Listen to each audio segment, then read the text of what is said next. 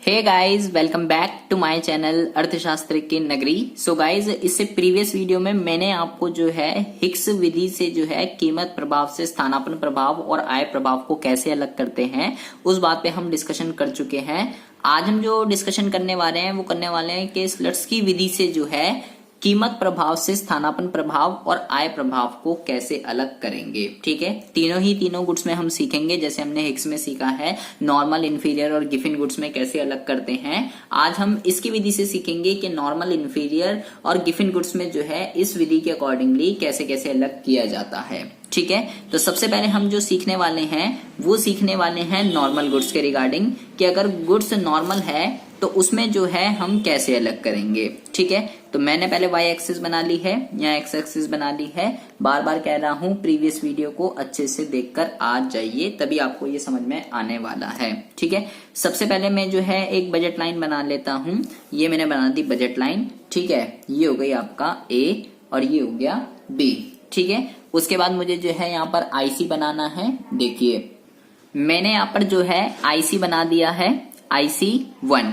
ठीक है, आपको गाइस ये ध्यान रखना है, जब मैं हिक्स का बना रहा था, जब आप देख रहे हो कि मैं आईसी बहुत ही ज्यादा फ्लैटर बना रहा था। ठीक है, लेकिन अब हम इसके अकॉर्डिंगली चलेंगे तो आपको आईसी जो है ज्यादा फ्लैटर नहीं बनाना है। ठीक है, वहां में ज्यादा फ्लैटर इसलिए बना रहा था क्योंकि वहां पर जो है आईसी जो मेरे को जो कंपनसेटिंग वेरिएशन की जो लाइन बनानी होती है वो छू कर जानी चाहिए, इसलिए वहां पर मैं ज्यादा फ्लैटर बना रहा था। यहाँ पर छू कर नहीं जाती है, यहाँ पर इंटरसेक्ट कर कर जाती है, इसलिए आपको यहाँ पर ज्यादा फ्लैटर नहीं बनाने हैं। ठीक है, तो मान लीजिए ये इसको जो है इस पॉइंट पर ए पॉइंट पर जो है टेंजेंट है और यहाँ पर इसकी जो है 4 इकाइयों को जो है खरीद रहा है। अब एक्स वस्तु की कीमत घट गई। ठीक है, जिसकी वजह से क्या होगा, आपकी बजट लाइन जो है वो शिफ्ट हो जाएगी इस तरफ। ठीक है, और कंज्यूमर जो है एक नए आईसी पर आ जाएगा। ठीक है, मैं आईसी बना देता हूं, ये हो गया आपका IC2। ठीक है, इस पॉइंट को मैं नाम दे देता हूं B। ठीक है, और इस B पॉइंट पर कंज्यूमर जो है इक्विलिब्रियम पर है और यहाँ पर आकर जो है वो कितनी क्वांटिटी बाय कर रहा है, यहाँ पर आकर वो जो है 10 क्वांटिटी को बाय कर रहा है। ठीक है, अब मुझे क्या करना है, मुझे यहाँ से 4 से लेके 10 तक, 4 से लेके 10 तक जो है ये क्या है, ये आपका कीमत प्रभाव है। क्या है ये आपका कीमत प्रभाव है। 10 - 4 = 6। ठीक है, अब मुझे इसमें से अलग करना है स्थानापन्न कितना है और आय प्रभाव कितना है, जिसकी वजह से जब कीमत घटी तो उसकी रियल इनकम बढ़ गई होगी और मुझे क्या करना है, मुझे जो है उसकी रियल इनकम को वापस लेना है। ठीक है, लेकिन स्लट्स की विधि में क्या कहता है, स्लट्स की विधि यूज करता है लागत अंतर को, कि उसकी इनकम जितनी बड़ी है उतनी ही वापस लेनी है, ताकि वो पहले जितने बंडल परचेज कर रहा था अब भी उतने ही बंडल परचेज कर सके। हिक्स के अंदर जो हम लाइन बनाते हैं कंपनसेटिंग वेरिएशन की, वो इस वाले आईसी को जो है टच करके जानी चाहिए। ठीक है, लेकिन स्लट्सकी में ऐसा नहीं होता है, आपको जो लाइन बनानी है वो इस ए पे जो है कट करके जानी चाहिए। ठीक है, इंटरसेक्ट होनी चाहिए ए पॉइंट पर। इसका क्या मतलब होता है, इसका ये मतलब है कि वो पहले जितने बंडल खरीद रहा था अब भी उतने ही बंडल खरीदे, आपको उसकी इनकम इतनी कम करनी है। ठीक है, तो मैंने जो है ये लाइन ड्रॉ कर दी है, यहाँ पर इसको नाम दे दिया है A1 और इसको नाम दे दिया है मैंने B1। ठीक है, अब कंज्यूमर जो है वहीं पर आ गया, उससे हमने इनकम ले ली और मान लीजिए वो एक नए आईसी पर आ गया है। मैं यहाँ पर आईसी बना देता हूं IC3। ठीक है, और यहाँ पर जो है C पॉइंट पर जो है ये इसके टेंजेंट है, तो जी ये यहाँ पर जो है इसकी कितनी क्वांटिटी बाय कर रहा है, मान लीजिए 6 क्वांटिटी जो है ये इसकी बाय कर रहा है। ठीक है, जिसकी वजह से इसका जो स्थानापन्न प्रभाव है, आपको भली बात ही पता होना चाहिए कि स्लट्स की विधि के अंदर क्या होता है, कंज्यूमर जो है मैक्सिमम सेटिस्फेक्शन के लिए दूसरे आईसी पर आ जाता है, उसी आईसी पर नहीं रहता है। ठीक है, लेकिन हिक्स में क्या होता है, हिक्स में वो उसी आईसी पर रहता है, IC1 पर, वो दूसरे आईसी पर नहीं आता है। स्थानापन्न प्रभाव बहुत ही ज्यादा इंपॉर्टेंट है, दोनों के अलग अलग है। इसमें हिक्स में उसी पर रहता है, स्लट्सकी में दूसरे पर आ जाता है, इसलिए यहाँ पर IC3 मैंने ड्रॉ कर दिया है। ठीक है जी, अब यहाँ पे मुझे स्थानापन्न प्रभाव लिखना है, तो स्थानापन्न प्रभाव कितना हो गया जी, 6 - 4 मतलब 2 और आय प्रभाव कितना हो जाएगा, आय प्रभाव अगर मैं इसका निकालूं, आय प्रभाव हम यहां पर हैं, अगर मैं उसकी इनकम उसको वापस कर दूं जितनी भी मैंने उससे ली है, तो वो दोबारा से बी पॉइंट पर चला जाएगा और कितनी क्वांटिटी को बाय करेगा, 10 क्वांटिटी को बाय करेगा। मतलब कि 10 माइनस 6 और कितना हो जाएगा 4, और ये ओवरऑल कितना हो गया 6। मतलब इस 6 में से जो है 2 स्थानापन्न है और 4 जो है वो आय प्रभाव है। ठीक है, तो ये कौन सा मेथड है, ये है जी स्लट्स की विधि। और अभी हमने कौन सी वस्तुओं के रिगार्डिंग करा है, अभी हमने सामान्य वस्तुओं के रिगार्डिंग जो है करा है कि सामान्य वस्तुओं में कैसे अलग करेंगे। अब हम बात करते हैं दूसरे इंफीरियर गुड्स की। बहुत ही ज्यादा ध्यान से सुनेंगे।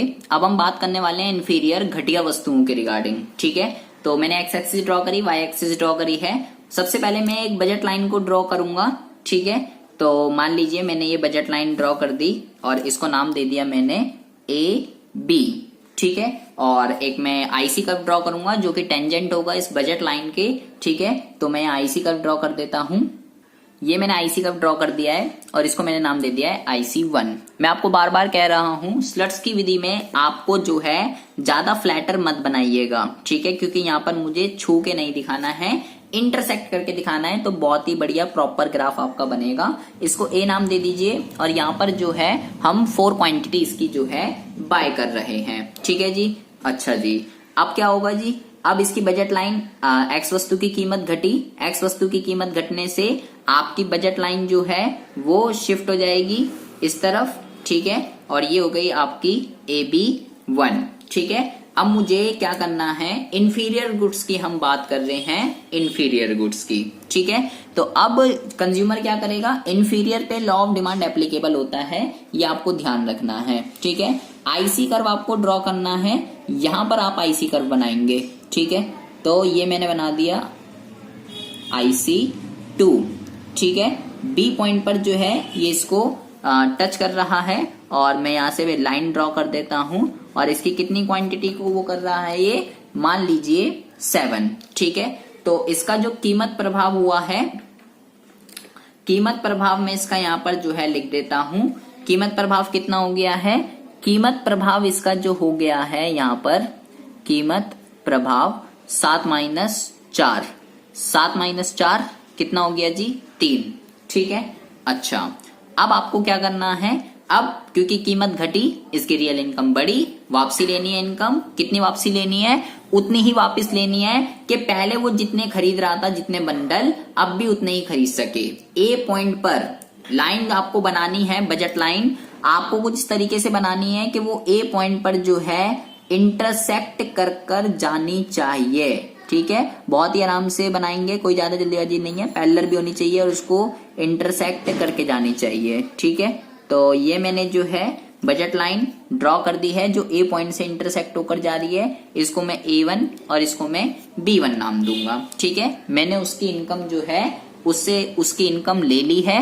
ठीक है, अब वो क्या होगा, स्थानापन्न प्रभाव के लिए वो क्या करेगा, एक नए आईसी पर चला जाएगा। इस आईसी पर नहीं रहता है वो स्लट्स की विधि के अकॉर्डिंगली, तो मान लीजिए वो जो है नए आईसी पर आ गया इस वाले। ठीक है, IC3, और कहां पर वो कर रहा है, यहां पर। ठीक है, मैं यहां से जो है लाइन ड्रॉ कर देता हूं और मान लीजिए इस पॉइंट पर वो जो है 10 क्वांटिटी को बाय कर रहा है। ठीक है जी, अच्छा जी, तो अब यहां पर मुझे जो है बताना है, ये जो 3 आया है इसका कीमत प्रभाव, इसमें से स्थानापन्न कितना है और आय कितना है।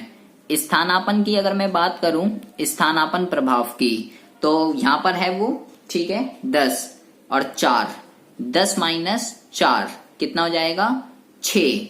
और अगर मैं बात करूं आय प्रभाव की, अभी हम जो है यहाँ पर है, मैं इसको नाम दे देता हूँ C पॉइंट पर, यहाँ पर। ठीक है, अगर मैं उसको उसकी इनकम वापस दे दूं जितनी मैंने उससे ली थी, वो दोबारा से B पॉइंट पर चला जाएगा और B पॉइंट पर कितनी कर रहा है वो 7, तो 7 माइनस 10 कितना हो जाएगा -3। तो ओवरऑल इम्पैक्ट क्या हो जाएगा 6 माइनस 3, और ये हो जाएगा 3 हो जाएगा कीमत प्रभाव के बराबर। ठीक है, तो इंफीरियर के अंदर क्या होता है, इंफीरियर के अंदर लॉ ऑफ डिमांड एप्लीकेबल होता है, ये आपको जो है ध्यान रखना है। ठीक है, इंफीरियर में अप्लाई होता है।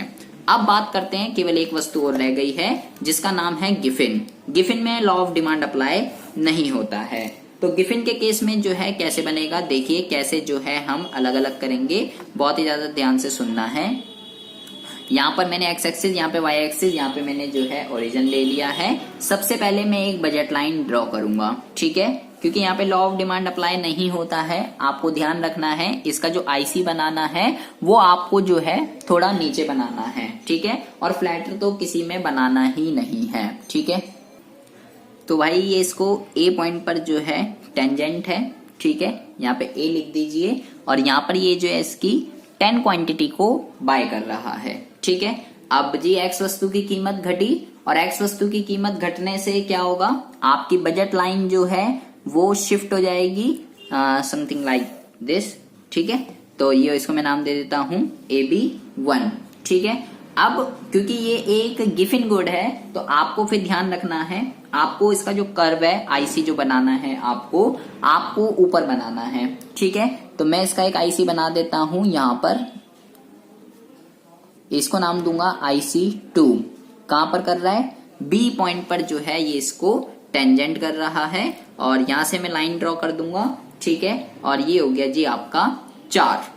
ए पर कितनी कर रहा था 10, बी पर कितनी कर रहा है 4, ठीक है। तो इसका अगर मैं कीमत प्रभाव निकालूं, कीमत प्रभाव अभी देखते हैं। देखिए आपको अब क्या करना है, आपको क्योंकि कीमत घटी, इसकी इनकम बढ़ी, इसकी इनकम वापस लेनी है, और कुछ इस तरीके से वापस लेनी है कि वो पहले जितने बंडल खरीद रहा था अब भी उतने ही बंडल क्या करे, खरीदे। तो ए पॉइंट से जो है टच करके जानी चाहिए, इंटरसेक्ट करके जानी चाहिए, और पैरेलल होनी चाहिए इस वाली के। तो ये मैंने जो है यहां से लाइन ड्रॉ कर दी है, ये हो गया A1 और ये हो गया आपका B1, B2 नाम देंगे इसको, B1 इसको मैं दे चुका हूं, ठीक है। तो अब क्या होगा जी, अब इसमें मुझे स्थानापन्न प्रभाव दिखाना है, कंज्यूमर नए आईसी पर आ जाएगा, ठीक है। न्यू आईसी आपको यहां पे ड्रॉ करना है इधर, ठीक है। ये हो गया आपका IC3, और यहां पर ये इसको जो है टेंजेंट हो रहा है, लाइन ड्रॉ कर देंगे नीचे की तरफ, और मान लीजिए यहां पर ये इसकी 13 क्वांटिटी को बाय कर रहा है, ठीक है। अच्छा अब देखेंगे बहुत ही ज्यादा ध्यान से, अगर मैं इसका स्थानापन्न प्रभाव निकालूं, अगर मैं इसका स्थानापन्न प्रभाव निकालूं तो इसको मैं C नाम दे देता हूं, A से C पर आ गया है ये, तो 13 माइनस 10 कितना हो गया 3। अगर मैं इसका आय प्रभाव निकालूं, आय प्रभाव C पर हूं, अगर मैं उसको उसकी इनकम वापस दे दूं B पर आ जाऊंगा मैं, जहां पर 4 इकाइयां मैं इसकी खरीद रहा था, तो 4 माइनस 13 माइनस का 9, तो इसका जो कीमत प्रभाव आ जाएगा, कीमत प्रभाव आप देख ही रहे होंगे, ओवरऑल क्या हो गया, नेगेटिव हो गया, माइनस का 6, 4 से 10, ठीक है, 4 माइनस 10 कितना हो जाएगा आपका माइनस का 6। तो यहां पर क्या होता है, यहां पर लॉ ऑफ डिमांड जो है वो अप्लाई नहीं होता है, यहां पर लॉ ऑफ डिमांड अप्लाई नहीं होता है, ये आप जो है देख ही रहे होंगे, ठीक है। तो ये हो गया तीनों के तीनों केस का, सामान्य वस्तुओं में, इंफीरियर में और गिफिन में के स्लट्स की विधि से जो है कैसे हम जो है अलग करेंगे कीमत प्रभाव और आय प्रभाव को। इस पे आपको कुछ भी समझ ना आया हो, कोई भी डाउट हो, कोई भी इश्यू हो, आप मेरे को कमेंट बॉक्स में कमेंट कर सकते हैं।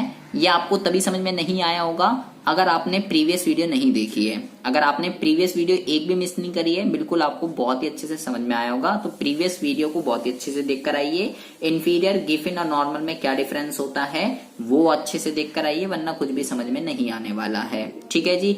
मिलते हैं आपसे नेक्स्ट वीडियो में ऐसी इंटरेस्टिंग टॉपिक के साथ, तब तक के लिए have a good day, bye bye, take care.